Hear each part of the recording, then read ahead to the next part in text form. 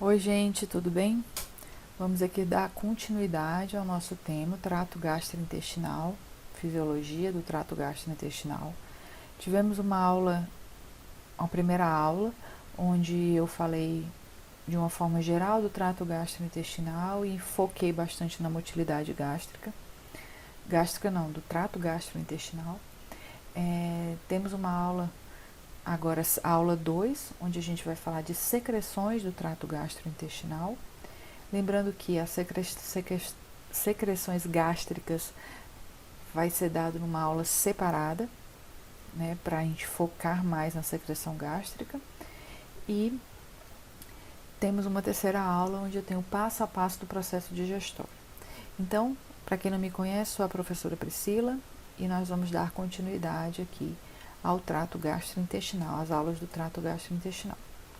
Então, falaremos agora sobre secreções do trato gastrointestinal.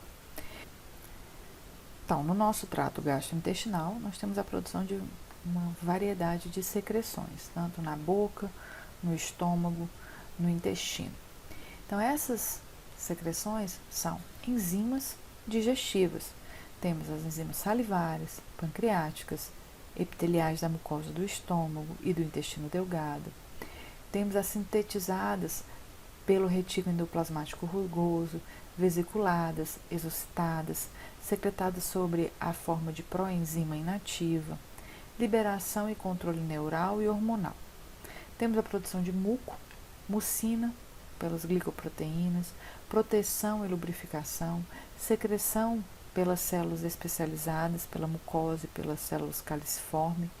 Os mucos têm essa função de proteção, de lubrificação, e são estimulados por infecções parasitárias, toxinas para o sistema nervoso parasimpático, estimulam a produção de muco para proteção.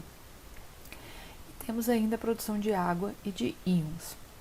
A água via gradiente osmótico, canais e sistema de transporte modificado. Então, nós temos a secreção salivar, quais são as características dessa secreção salivar? Nós produzimos de 1 a 2 litros por dia de secreção salivar. O pH dela é entre 6 e 7. A composição é amilase, muco, água e eletrólito e outras substâncias. Além disso, ela tem uma composição iônica de sódio, cloreto, potássio e bicarbonato. Então, absorção ativa de sódio, absorção passiva de cloreto, secreção ativa de potássio e secreção ativa de bicarbonato. Tem uma secreção primária, de ptialina, que é a amilase, muco e líquido extracelular. As glândulas parótidas, que são essas glândulas aqui, elas são produtoras de serose, ou seja, de amilase ou ptialina. As submandibulares, que são essas daqui, são a secreção mista, tanto de amilase quanto de muco. E nós temos outras glândulas sublinguais, outras glândulas orais que produzem muco. A saliva, ela diminui a acidez bucal e previne contra a cárie. A secreção salivar, ela é controlada pelo centro salivar no cérebro e o fluxo é gerado pelo paladar, pela gustação. Então, não somente pela gustação, como pela parte psicológica também. Se a gente vir um alimento que a gente gosta, ou se a gente sentir o cheiro, a gente já tem esse estímulo cerebral para que ocorra aumento da secreção salivar. Quando a gente come, que a gente sente o gosto, a gente também automaticamente aumenta a produção salivar. Quando a gente já passa para o estômago, no esôfago a produção é de muco, certo? Então, na boca a gente tem essa produção toda da secreção salivar, no esôfago a gente tem a produção de muco e no estômago a gente tem a produção do ácido clorídrico, reduz o pH gástrico, ele acidifica, o pH chega a 2, próximo de 2, permite a formação da pepsina, que é uma enzima proteolítica, quebra de proteínas. Temos a produção de muco, que vai lubrificar o conteúdo gástrico, protege a mucosa gástrica. Temos um fator intrínseco, que é uma glicoproteína produzida pelas células parietais do estômago, e é necessário para a absorção de vitamina B12 no ilho terminal. Lembrando que secreção gástrica, nós temos um vídeo só sobre a secreção gástrica, todos os estímulos e como é que ocorre a regulação dessa secreção gástrica.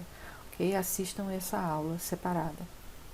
Temos a produção da gastrina, que é o hormônio produzido pelas células G no estômago, na região antral do estômago, que estimula a secreção de HCl pelas células parietais e estimula o crescimento delas.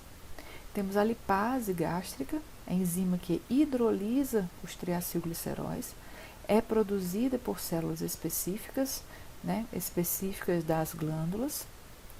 Temos o pepsinogênio, que é produzido pelas células pépticas no corpo e no antro. O pepsinogênio é rapidamente ativado a pepsina, então ele é a forma inativa, a forma ativa é a pepsina, que é uma enzima que hidrolisa ligações no interior de cadeias de polipeptídeos. Nós temos ainda a secreção gástrica, ela se dá em duas fases, mais a fase intestinal. Então, a gástrica, ela ocorre em duas fases, a fase cefálica e a fase gástrica. A fase cefálica é responsável por 35% dessa secreção. Então, são estímulos como olfato, paladar, mastigação, deglutição, que preparam o estômago para a chegada do alimento. Então, aquela produção de saliva, quando a gente sente o cheiro, quando a gente vê um alimento, quando a gente sente o gosto, já eu tenho 35% da produção da secreção gástrica quando esse processo ocorre. Quando eu começo a mastigar e a engolir, eu começo a ter essa produção cefálica. A fase gástrica já é responsável, eu tenho 65% da secreção. Então, o estímulo da secreção é a distensão do estômago, aquela parte inicial do estômago, ela vai ser distendida para receber o alimento, e essa distensão do estômago é que é o estímulo para produzir a secreção gástrica. Então, é a presença de proteínas como a gastrina e o ácido clorídrico. Quais são as características dessa secreção gástrica? O volume de 1,5 ml, 1.500 ml, o pH vai de 1 a 3,5, normalmente o pH 2, e tem a secreção de HCl, de enzimas pelas células principais, pepsinogênio, lipase, amilase, gelatinase, gastrina pelas células G do antro gástrico, muco pelas células da mucosa do colo. Aí a gente vai para a produção pancreática. Então, o pâncreas é uma glândula mista que possui aproximadamente 15 centímetros. Então, já saiu do estômago, certo? A produção do pâncreas e do fígado, ela vai para o intestino, ok? Então, ele é formado por ácidos pancreáticos que fazem a produção, a secreção exócrina do suco pancreático, as ilhotas de Langers, que faz a secreção endócrina de insulina e glucagon. Então, o pâncreas, ele é um produtor exócrino e um produtor endócrino. Endócrino pelas ilhotas de Langers e exócrino pelos ácidos pancreáticos, que eles fazem a produção exócrina do suco pancreático, que sai do pâncreas e vai para o intestino, e a secreção endócrina da insulina e do glucagon, que é liberado na corrente sanguínea. Então, o suco pancreático, ele tem aí aproximadamente 1 litro, 1.000 ml, o pH de 8 a 8,3. Esse pH mais básico é necessário para que ocorra a diminuição da acidez que vem do estômago. Então, ele é liberado ali no duodeno e faz com que esse pH vá aumentando e não fique tão ácido no intestino. Ele é composto por enzimas, esse suco pancreático, água, muco, eletrólitos e o inibidor da tripsina, que é a enzima que catalisa a degradação de proteínas através da hidrólise das ligações peptídicas. Então, aqui a gente tem o pâncreas, o ducto pancreático, e aqui eu tenho o ducto coledococo e o ducto pancreático que está aqui. A composição, como eu já falei, ela é dividida em composição enzimática e a parte aquosa. Enzimática eu tenho as amilases, que vão digerir os carboidratos, as lipases, vão digerir os lipídios, as proteases, que vão digerir as proteínas. O componente aquoso, formado por água e eletrólitos, rico em bicarbonato, que vai ajudar aí a neutralizar a acidez do quimo, que é o composto que já está lá no intestino, saiu do estômago e está agora no intestino. Como é que ocorre essa regulação da secreção pancreática? Então, o ácido proveniente do estômago, ele libera secretina na parede do duodeno, né? As gorduras e os aminoácidos também provenientes do estômago causam a liberação de colecistocinina. Então, eu tenho a liberação de colecistocinina e de secretina. Essas duas substâncias vão atuar aí, vão ser absorvidas na corrente sanguínea e a secretina vai causar a secreção de quantidades abundantes do líquido pancreático, estimula o líquido pancreático e a liberação de bicarbonato, e a colecistocinina causa a secreção de enzimas, né? E aí a gente tem também a estimulação vagal, que libera as enzimas nos ácidos pancreáticos. Então, eu tenho aí tanto a presença da gordura e de aminoácidos e do ácido presentes no alimento que está no estômago, que chega no duodeno, aumentando a secreção de secretina e colecistocinina, que por sua vez vão aumentar a liberação do suco pancreático de bicarbonato e de enzimas, e ainda tem a estimulação vagal, que libera os ácidos pancreáticos, estimula os ácidos pancreáticos. A regulação, né, da secreção exócrina pancreática, né, estimulação neural, a presença de gordura e de ácido no duodeno estimula o sistema nervoso entérico, e as terminações aferentes sensoriais, que por sua vez estimulam a via vagal, a atividade parasimpática sobre a secreção pancreática. Então, nós temos aí a atividade parasimpática, a ação de acetilcolina, sendo um estímulo causado pela presença de ácido e gordura. Esse estímulo vai chegar através do sistema vagal, né? Ele chega e desce como estímulo parasimpático, para que então a gente tenha a produção da secreção pancreática. Esse é o estímulo exócrino, da secreção exócrina.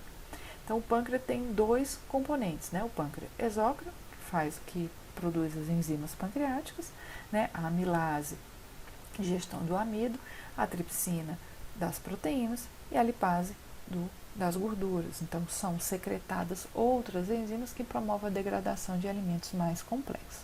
Então, nós temos aqui a parte exócrina do pâncreas, né? O pâncreas exócrino, responsável pela produção dessas enzimas. O pâncreas endócrino, formado pelas ilhas de Langerhans. Então, eles vão aí na produção eu tenho a subunidade alfa, que é responsável pela produção do glucagon, que é o oposto da insulina, que aumenta a glicose sanguínea. A subunidade beta, que vai liberar o hormônio da insulina, que vai diminuir a glicose, ajudar a captar a glicose sanguínea. E a delta, que é responsável pela produção da somatostatina, que tem o efeito hipoglicêmico, que interfere aí na produção, principalmente, de glucagon. E aí a gente tem a produção do fígado. A produção do fígado também vai ser armazenada na vesícula biliar, né? A produção da bile, que vai ser liberado lá no intestino também.